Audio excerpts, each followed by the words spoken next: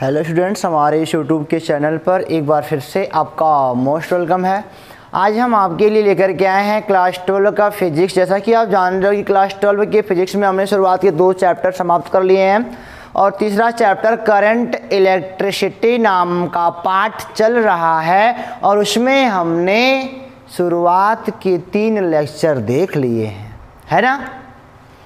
तो स्टूडेंट, आज हम अपने इस लेक्चर में बात करेंगे अगले टॉपिक की। अभी टॉपिक हम वहाँ पे डाल रहे हैं, नोट कर रहे हैं, लेकिन आपसे हमारा ये अनुरोध है कि आप अगर पीछे का वीडियोज देख के नहीं आए हो, जैसे कि इस वाले पार्ट में ड्रिफ्ट वेलोसिटी क्या होती है, ड्रिफ्ट वेलोसिटी और धारा के बीच संबंध क्या होता है, ठीक है ना, ये सारी बातें अगर नहीं देख के आओ, रजिस्टिविटी क्या होता है, रेजिस्टेंस क्या होता है, फार्मूले कैसे बनते हैं, तो अगर ये सब बातें नहीं देख के आओ तो पीछे का वीडियो जाके देख लो, तब इसको शुरू करो, ठीक है ना। तो आज की टॉपिक हमारी है, मैं डालने जा रहा हूँ, आपने थंबनेल को देख लिया होगा, इफेक्ट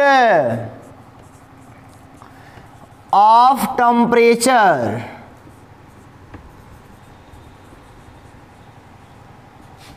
ऑन रेजिस्टेंस और रेजिस्टिविटी, ठीक है ना, कि रेजिस्टेंस और रेजिस्टिविटी पर ताप का क्या प्रभाव पड़ता है, ठीक है ना। आप अच्छे से देख पा रहे हो कि रेजिस्टेंस और या फिर रेजिस्टिविटी दोनों अलग अलग बातें हैं। रजिस्टर एक एलिमेंट होता है, एक डिवाइस होता है, और रेजिस्टेंस उसकी प्रॉपर्टी होती है, और रेजिस्टिविटी भी होती है जो कि बताती है कि रेजिस्टेंस डिपेंड किस पर करता है। पीछे से आप देख के आ जाओ, जरूर मज़ा आ जाएगा पाठ पढ़ने में, बेहद इंटरेस्टिंग चैप्टर। तो इसकी हिंदी क्या होगी कि किसी चालक तार के प्रतिरोध या उसकी प्रतिरोधकता पर ताप का प्रभाव। मज़ा आएगा। क्या होता है हम देखेंगे, देखो, कंडक्टर के लिए देखेंगे, सेमीकंडक्टर के लिए देखेंगे, एलाइज के लिए देखेंगे, मतलब कि कंडक्टर मतलब चालक के लिए देखेंगे, और देखेंगे फिर सेमीकंडक्टर यानी कि अर्धचालक के लिए देखेंगे केस क्या होता है, और एक होता है एलाइज यानी कि मिश्र धातु के लिए हम देखेंगे कि क्या हो रहा है, ठीक है ना।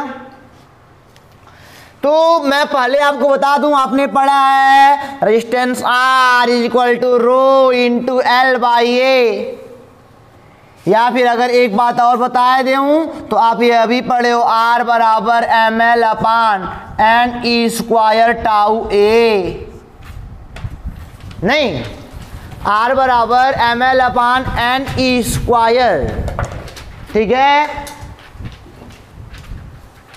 टाउ A, इतना पढ़ के आया हुआ।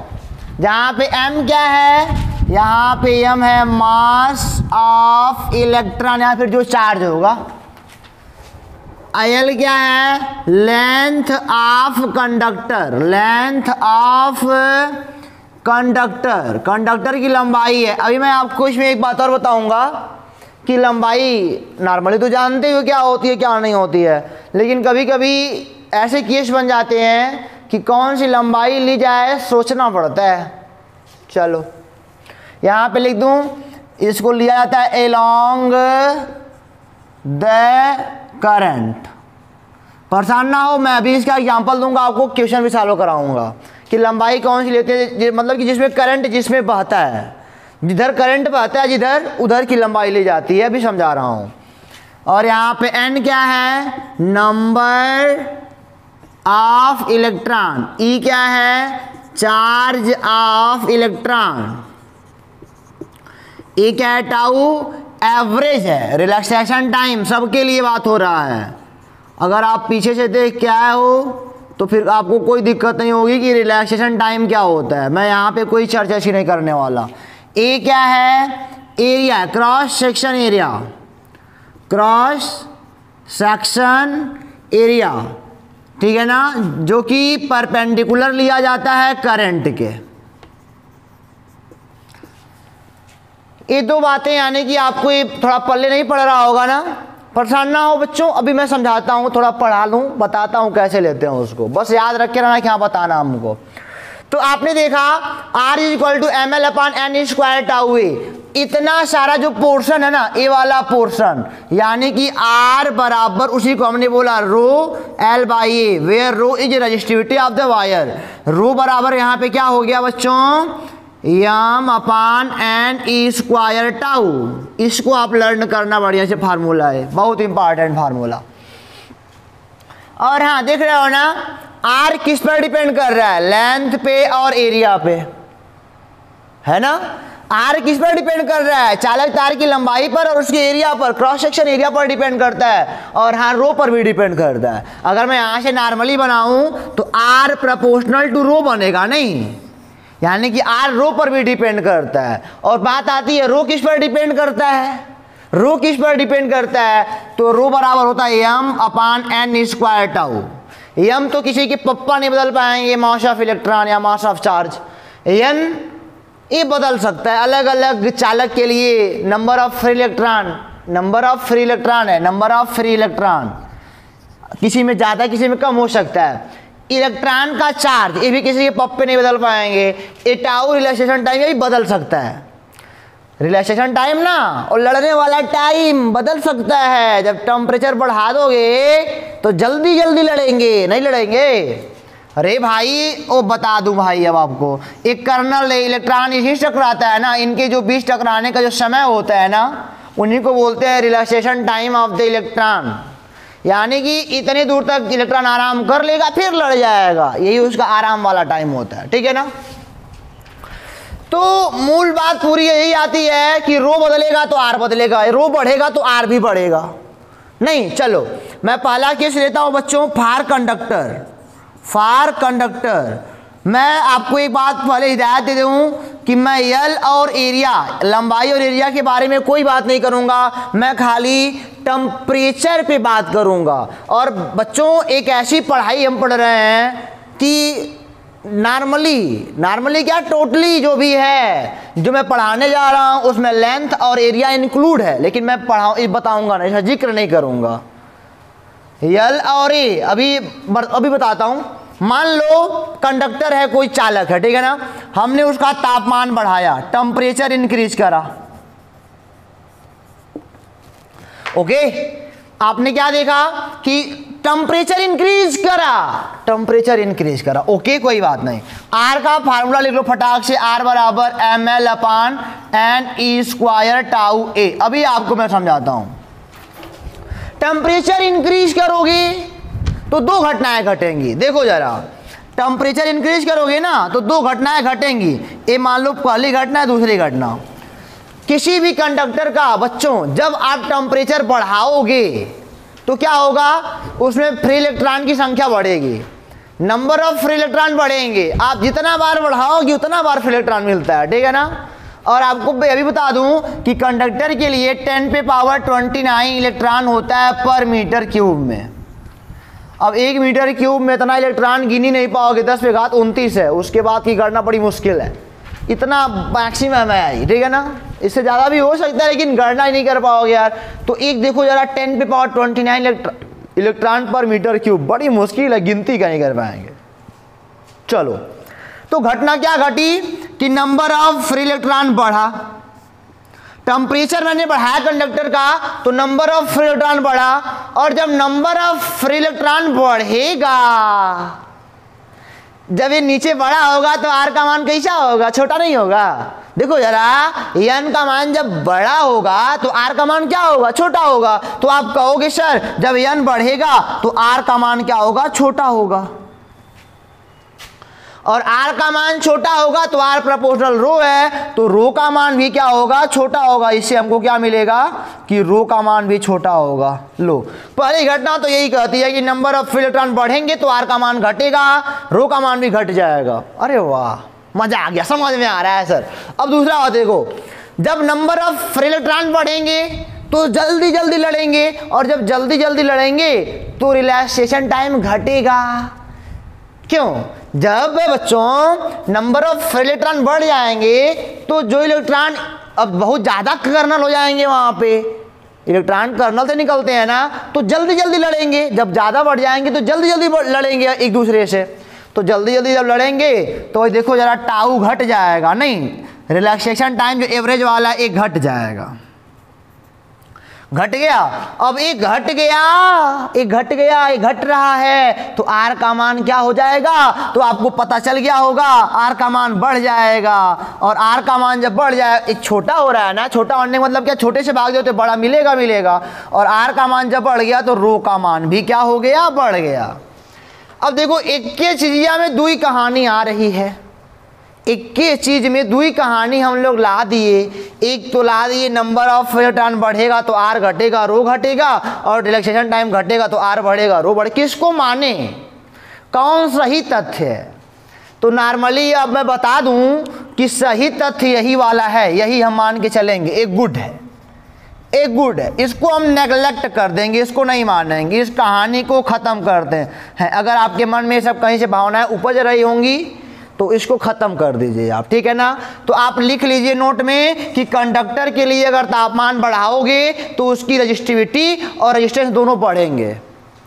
नोट कर लो कि जब किसी कंडक्टर का हम ताप बढ़ाएंगे तो उसकी रजिस्टिविटी भी बढ़ेगी और रो भी क्या होगा, अरे आर रेजिस्टेंस भी क्या होगा, बढ़ेगा, दोनों बढ़ेंगे। इसको नहीं मानेंगे हम लोग।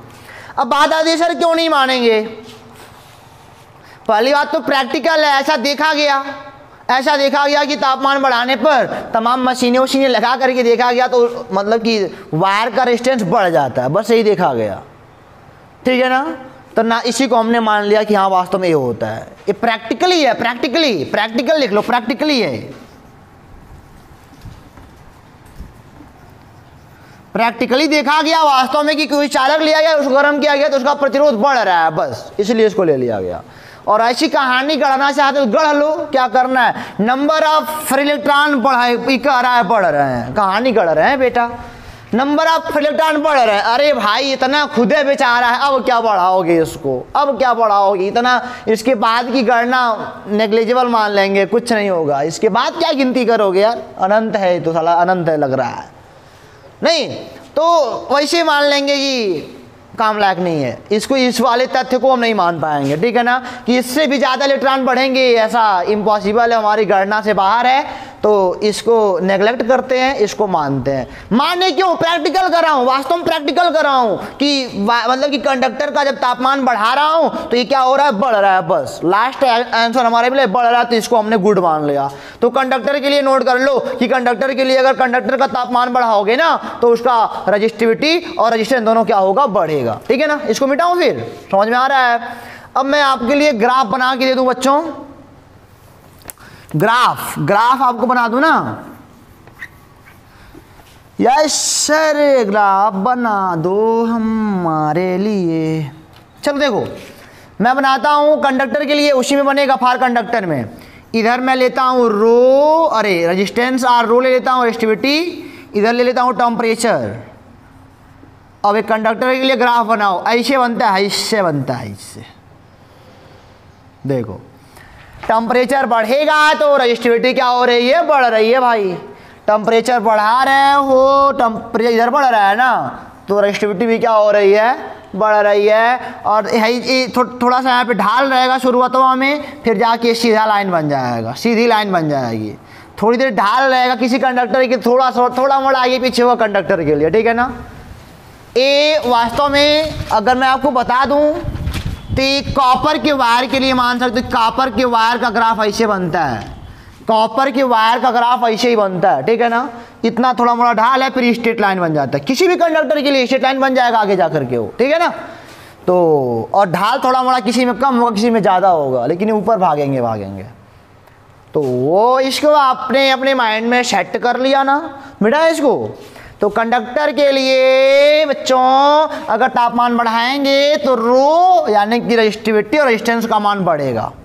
चलो आ जाओ, मैं आता हूं दूसरा, फार सेमीकंडक्टर।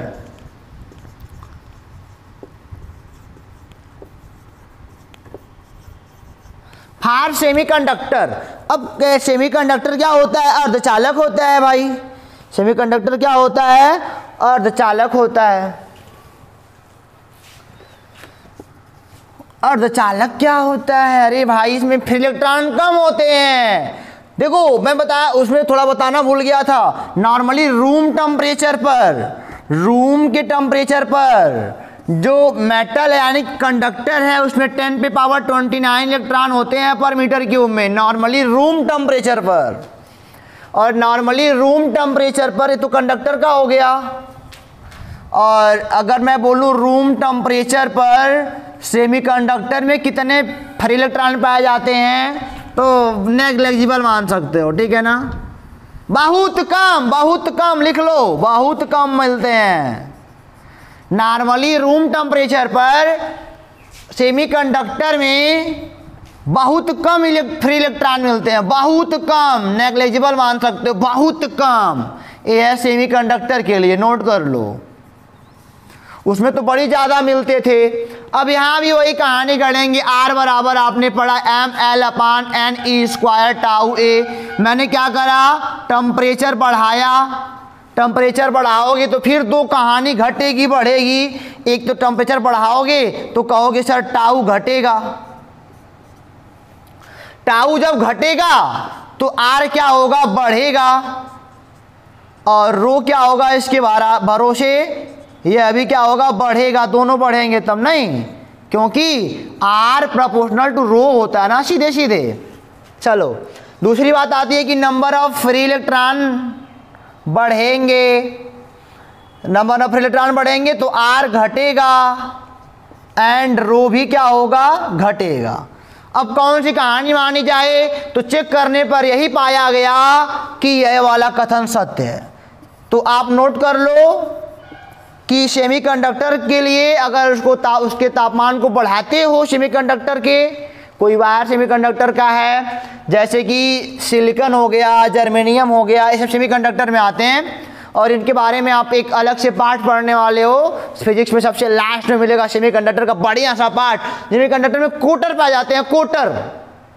सेमीकंडक्टर में हम डोपिंग करते हैं, डोपिंग भी करते हैं, फ्री इलेक्ट्रॉन तक ही ज़्यादा मिल जाए। डोपिंग मतलब क्या, इम्प्योरिटी मिलाते हैं। इसमें फ्री इलेक्ट्रॉन बहुत कम पाए जाते हैं, इसमें हम इम्प्योरिटी मिलाते हैं ताकि फ्री इलेक्ट्रॉन क्या हो, थोड़े ज़्यादा हो जाए, ठीक है ना। तो ये सब कहानी बाद में मिले, ये भी आपके लिए ज़रूरी है कि अब की इसको गुड कर लो। अब की ये रॉन्ग हो गया, यानी कि आपको क्या लिखना है कि सेमीकंडक्टर के लिए अगर उसका तापमान बढ़ाया जाएगा तो R भी घटेगा और रो भी क्या होगा, घटेगा। यानी कि रेजिस्टेंस और रेजिस्टिविटी दोनों क्या होगी, घटेगी। यहाँ तक नोट हो गया ना। अब इसमें भी चर्चा कर लें क्या। अब इसमें बहुत कम फ्री इलेक्ट्रॉन है तो तापमान बढ़ाओगे तो बढ़ेगा ना, ये बढ़ेगा, नंबर ऑफ इलेक्ट्रॉन बढ़ेगा। जब बहुत कम फ्री इलेक्ट्रॉन है तो अब इसके बारे में गणना नहीं करेंगे हम, टाउ के बारे में क्या गणना करेंगे। टाउ यानी कि ये रिलैक्सेशन टाइम के बारे में गणना क्या करेंगे, जब इनके पास नेग्लिजिबल फ्री इलेक्ट्रॉन है, बहुत कम है। तब वो तो तापमान बढ़ाया तो ये बढ़ा, इस पे पहली वरीयता इसकी आती है ना, ये बढ़ा, तो इसको मानते हैं, ठीक है ना। नोट हो गया, चलो मिटाएं तो नोट कर लिया ना। रूम टेम्परेचर पर कंडक्टर में कितने फ्री इलेक्ट्रॉन होते हैं, 10⁻29 पर मीटर क्यूब। और सेमीकंडक्टर में इससे बहुत कम पाते हैं, बहुत कम पाते हैं। तीसरा लिख देते हैं allies, allies, allies, ALLOYS। Allies क्या होता है यार, तुम कहोगे तो हम बोलेंगे मिश्र धातु होता है भाई। मिश्र धातु में जैसे आपके घर में ये सब मतलब हीटिंग वाले एलिमेंट होते हैं। जैसे आपने आपके घर हीटर तो होगा ही, हीटर रखे हो, हाँ, लाल तो जलता है, नाइक्रोम का वायर लगा होता है, यानी कि अभी एलाइज में आता है। मैग्नीन होता है, मैग्नीन होता है, ठीक है ना। और बहुत सारे ऐसे मिलेंगे आपको, ठीक है ना, बहुत सारे मिलेंगे बच्चों आपको। चलो ठीक है, और कोई सोच रखते हो, सोच लो तो। चलो कोई बात नहीं, मिलेगा तो बताएंगे सोच के। नॉर्मली ये होते हैं, ठीक है ना। एलाइज में क्या होता है, एलाइज मिश्र धातु है, मिश्र धातु है। ये तो इसका प्रैक्टिकली पूरा बता दूं तो कितना भी गर्म करोगे, कितना भी गर्म करोगे, R and rho is not depends on temperature. मिश्र धातु के लिए जो रो और आर रेजिस्टिविटी है ना, टेम्परेचर पर डिपेंड नहीं करती, बदलती ही नहीं है, बदलती ही नहीं है। जो चेंजिंग इनमें है ना, चेंजिंग, वो लगभग 0 के बराबर है, वो इसे रह जाएगा, लगभग 0 के बराबर है। गर्म करोगे तो थोड़ा मोड़ा बढ़ेगा, लेकिन उसको मानेंगे नहीं हम लोग, ठीक है ना। तो अगर एलॉयज आपको मिल जाएगा, एलॉयज अगर आपको मिल जाएगा, मिश्र धातु को ही मिल जाएगा, तो उसका तापमान बढ़ाते रहो, बढ़ाते रहो, बढ़ाते रहो, ना तो रेजिस्टेंस बदलेगा ना तो रेजिस्टिविटी बदलेगी भाई। अगर यहाँ तक क्लियर हो तो आगे चला जाए, नोट कर लो इसको। और हाँ, एक बात तो बताना भूल गया आपको, अभी आप सोचो ग्राफ, सेमीकंडक्टर वाला ग्राफ नहीं बताया था ना, सेमीकंडक्टर के लिए ग्राफ बना लो जरा। तो टेम्परेचर ले लो, लो भाई देखो जरा क्या हो रहा है, ऐसे ग्राफ बनता है, ऐसे बनता है।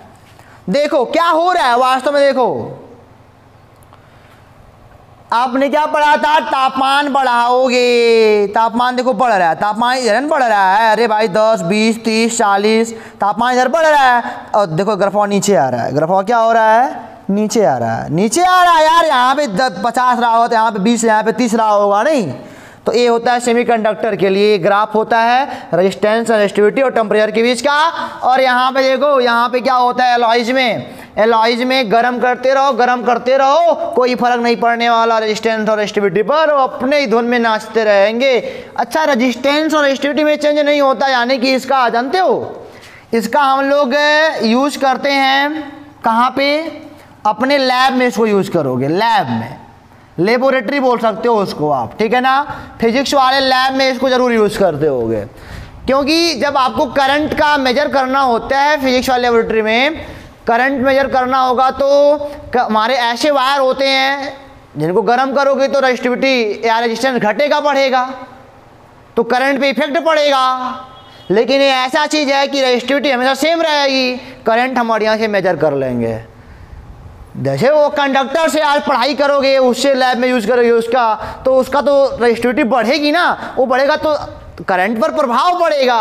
सेमीकंडक्टर यूज कर लोगे तब भी रेजिस्टिविटी या रेजिस्टेंस घटेगा बढ़ेगा, तब भी करंट पर प्रभाव पड़ेगा। एक कुछ नहीं करता, इससे करंट पर कोई प्रभाव नहीं पड़ता, तो इसका यूज हम लेबोरेटरी में करते हैं फिजिक्स वाले, ठीक है ना। इसमें क्या होता है, देखो तापमान बढ़ाओगे तो सोच सकते हो नंबर ऑफ फ्री इलेक्ट्रॉन बढ़ेंगे, टाउ घटेगा, बढ़ेंगे घटेंगे दोनों मैनेज कर लेते हैं आपस में, ठीक है ना। एक बढ़ा है घटा मैनेज हो गया, फिर वही पा गया यार का मान, नहीं बदलता है इसमें। तो नोट कर लो, एलॉयज के लिए जो आर और रो है ना, वो टेम्परेचर पर डिपेंड नहीं करता। इसका ग्राफ बनाओगे, मैं जानता हूँ आपको याद होगा सर ग्राफ नहीं बनवाए आप, टेम्परेचर और ए ले लो हमारे भाई, रो एंड अरे आर एंड रो, ए ऐसे बनता है, ऐसे थोड़ा मोड़ा ऐसे उठाता है, थोड़ा मोड़ा वेरिएशन होता है, थोड़ा मोड़ा सीधी लाइन, थोड़ा मोड़ा वेरिएशन, थोड़ा मोड़ा होता है, थोड़ा मोड़ा, बिल्कुल नेगलेक्ट मान सकते हो उसको यार, कुछ नहीं होता ना। एक ग्राफ बना लो, ये है किसके लिए, एलॉयज के लिए, एलॉयज के लिए, और एक किसके लिए है, सेमीकंडक्टर के लिए। तो बात समझ में यहाँ तक आ गई ना। Have you any problem, no sir, no any problem. तो इसको मिटाते हैं और आपको थोड़ा मोड़ा अभी अब बताते हैं, तापमान की गणना भी करनी है, अभी तापमान की गणना भी करनी है। तो तापमान की गणना करने से पहले हम आपको एक बात बता दें कि length of conductor along current क्या बोल रहे हो तुम, और क्रॉस सेक्शन एरिया यानी कि परपेंडिकुलर करंट क्या बोल रहे, हमको समझाओ पहले, मिटा दो इसको ना, नोट कर लो। तो हम बताते हैं आपको, थोड़ा देर सब्र रखो। जानते हो, मान लिया, मान लो भाई, मान लो, कुछ मान लो। मैंने बोला ये मान लो हमारे पास कोई कंडक्टर है, कोई कंडक्टर है, ओके। इसमें एक छोटा सा और है, खोखला वाला है ना, एक खोखला वाला, लो ऐसे ऐसे है, करंट ऐसे फ्लो हो रहा है, करंट ऐसे फ्लो हो रहा है, ठीक है ना। इसका लंबाई L है, बेलन है, सिलेंडर दिख ही रहा है आपको। ये मान लो त्रिज्या इसकी R1 है, इसकी त्रिज्या मान लो क्या है, R2 है। मान सकते हो यार, मान सकते हो। रेजिस्टिविटी इसकी रो है, तो मैंने बोला बताओ रेजिस्टेंस क्या होगा, तो रेजिस्टेंस बराबर रो L बाई ए हमने पढ़ के रखा है। तो रो आर बराबर रो, लंबाई कौन सी लेनी है, जिधर करंट बह रहा है, जिधर क्या हो रहा है, करंट फ्लो कर रहा है, वही लंबाई लेते हैं। तो जानते हैं आप, तो क्या हो जाएगा, लंबाई एल हो जाएगा अपान एरिया कौन सा लेते हैं, यही मैंने लिखा है ना, अलोंग करंट, वही लंबाई लेते हैं। एरिया कौन सा लेना है आपको, एरिया यहाँ पे कौन सा लेना है, परपेंडिकुलर करंट, करंट के परपेंडिकुलर, करंट के परपेंडिकुलर, ये इधर करंट अपना बह रहा है, इसके परपेंडिकुलर यही होगा, यानी कि यही वाला एरिया लेना है, यही वाला एरिया। यानी कि अब इसका एरिया, इसी में करंट बह रहा है इतने में ना, इसका एरिया कितना होगा, तो इस वाले पोर्शन को मान लो काट के बाहर निकाल दूँ ऐसे ऐसे ऐसे, तो इसका क्या हो जाएगा, R2 है ना, पाई R2 का स्क्वायर, पाई R स्क्वायर होता है वृत्त का एरिया, इसका क्या हो जाएगा, पाई R1 का स्क्वायर। तो हाई तो पीछे वाले में करंट बहबे नहीं कर रहा है, तो खाली है ना, करंट थेम में बह रहा है, तो पाई R2 का स्क्वायर माइनस पाई R1 का स्क्वायर, तो हाई वाला घट गया, ये बच्चा इसमें करंट बह रहा है, तो ये हो जाएगा पाई R2 का स्क्वायर माइनस R1 का स्क्वायर।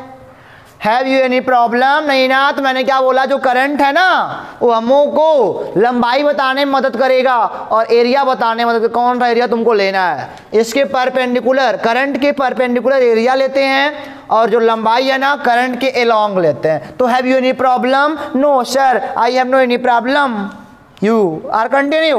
तो इसको मिटा दूँ ना, एक एग्जाम्पल और लेता हूँ आपके लिए, भगवान ना करे कि आपको ना आए, भगवान करे आपको आ जाए। मान लो ये मान लो हमारे पास एक कोई क्यूब है, क्यूब क्या क्यूबाइड है, मान लो क्यूबाइड है, तो समझ में और आएगा भाई, ठीक है ना। ये ऊपर वाला है, पहला अप है, दूसरा डाउन है, डाउन वाला पोर्शन, तीसरा लेफ्ट वाला पोर्शन, चौथा राइट वाला पोर्शन, ठीक है ना, पांचवा बैक वाला पोर्शन, और छठवां फ्रंट वाला पोर्शन, यही सब होते हैं। 6 फलक होगा इसका। ए मान लो ऊपर ए लंबाई ए है, इनकी बी है ऊपर वाले में, ऊपर है तो नीचे भी यही होगा, ए भी होगा, ऊंचाई है ना, ये ऊंचाई का काम करता है। ए मान लो सी है, और कुछ बचा रहा है बच्चों, हाँ ए बी सी है, चलो ठीक है ना। अब मैंने पूछा आपसे कि रजिस्टिविटी बताओ, अरे सॉरी रेजिस्टेंस बताओ, पहले से दूसरे फलक का बताओ रेजिस्टेंस। करंट ऐसे मान लो फ्लो कर रहा है, करंट ऐसे फ्लो कर रहा है,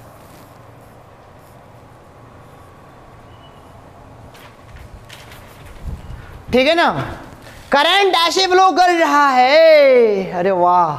रेजिस्टेंस बताओ पहले से दूसरे फलक का, ऐसे पहले दूसरे फलक का, करंट ऐसे बह रहा है पहले दूसरे में। चलो आपने पढ़ा है, इसका रजिस्टिविटी मान लो आर है, अरे रो है, रो एल बाई ए। अब बात आती है सर एल कौन सा लिया जाए, एल तो रो ही रहेगा। अब देखो करंट के अलोंग लंबाई कौन सी है, करंट के अलोंग लंबाई कौन सी है, यही सी वाला ना, सी वाला है भाई, तो ये जाएगा सी। एरिया कौन सा लेना है, एरिया कौन सा लेना है, करंट के परपेंडिकुलर, यही वाला तो करंट के परपेंडिकुलर है, या तो नीचवा वाला कह सकते हो, कोई ये होगा तो यह ए गुणे बी हो जाएगा। इसकी देखो लंबाई ए का काम करे, चौड़ाई बी का, तो ये हो जाएगा ए बी, हो जाएगा ना। तो आपको मैं नहीं बताना चाहा कि कौन सी लंबाई लोगे और कौन सा एरिया लोगे। मान लो रेजिस्टेंस मैं पूछूं, बताओ आप भाया, इसको बताओ, चलो इसका बताओ, अब किसका बताओगे भाई, 3-4 का लगा लेते हैं ना, 3-4 का, वही बात नहीं, 3-4 का लगा लेते हैं ना। तो 3-4 का क्या देख रहे हो आप, तो कहोगे सर आप तो 3-4 में कोई करंट ही नहीं करें तो लंबाई कैसे ली जाएगी। चलो बहा लेते हैं करंट को यार 3-4 में, आ इधर हो गया, अब ए वाली लंबाई कौन सी है, ए वाली लंबाई कौन सी है, तो बताओ भाई। तो रो ही रहेगा, लंबाई इधर, ए वाला लंबाई जा रहा है ए वाले पे, सोचना पड़ेगा भाई आपको। और एरिया क्या होगा, परपेंडिकुलर वाला एरिया, यही वाला एरिया, कोई एक ठो ले लो इनमें में से, तो बी गुणे सी हो जाएगा नहीं। और आपका होमवर्क है, आप इसको बताओ हमको, रेजिस्टेंस बताओ आप इसका, अरे 5-6 फलक वाले का, 5-6 वाले का बताओ, ठीक है ना। फलक 5-6 यानी कि बैक और फ्रंट वाला, इसको आप बताओगे भाई। तो सारे हो गए यहाँ तक ना। इसको क्या बताना है, हिस्से करंट ऑफ हो पड़े गुजारेंगे, अंदर पड़े गुजारेंगे, मान लेना उसको, करंट मत खोजना। तो ए वाली लंबाई क्या है, बी है, बी है, तो रो बी बाई, और उसका एरिया कितना हो जाएगा, पिछवा वाले का एरिया कितना हो जाएगा भाई, एरिया पीछे वाले का, मान लो ई फ्रंट वाला है, ए सी, सी, और क्या होगा, रुक जाओ, एक मिनट, और कोई लंबाई, यहाँ सी गुणे हो जाएगा ना, सी गुणे हो जाएगा, ये पीछे वाला ही तो है, पीछे सी गुणे हो जाएगा ना, सी गुणे हो जाएगा। मैं लिख देता हूँ खुद यार, रो और ऐसे गुजर रहा है तो बी बटे सी, ये क्या तुम होमवर्क करोगे। तो इसको मिटाते हैं बच्चों, चलते हैं आगे, टेम्परेचर की गणना करते हैं। तो समझ गया ना, लेंथ कौन सा लेना है, करंट के लॉन्ग लेना है, और एरिया कौन सा लेना है, करंट के परपेंडिकुलर। करंट की देखो ये वाला, देखो ये वाला एरिया इसके परपेंडिकुलर ही तो है, ये वाला देखो, ये वाला एरिया इसके परपेंडिकुलर है, तो ऐसे ही लेना है आपको। तो इसको मिटा के चलते बच्चों, आगे देखते हैं क्या होता है।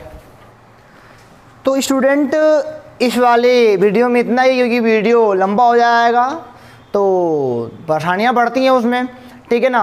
तो फिर आपसे मिलेंगे हम अगले वीडियो में, तब तक के लिए आप सारे कॉन्सेप्ट को एक बार फिर से अगर नहीं समझ आए तो रिवाइज कर लो, अगर समझ में नहीं आया तो कमेंट भी कर सकते हो, समझ में आया तब भी कमेंट कर लो।